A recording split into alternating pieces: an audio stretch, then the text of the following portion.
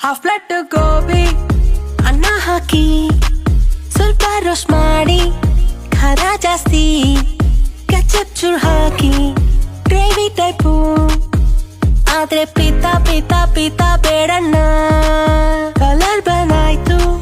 ಕೇಳಲ್ಲ ಹುಳ ಇದ್ರು ವಾಶ್ ಮಾಡಲ್ವಾ ಇಷ್ಟ ಪ್ರಾಬ್ಲಮ್ಸ್ ಇದ್ರು ನಂಬಿಡಲ್ಲ ಯಾಕಂದ್ರೆ ಇದು ಫಸ್ಟ್ ಲವ್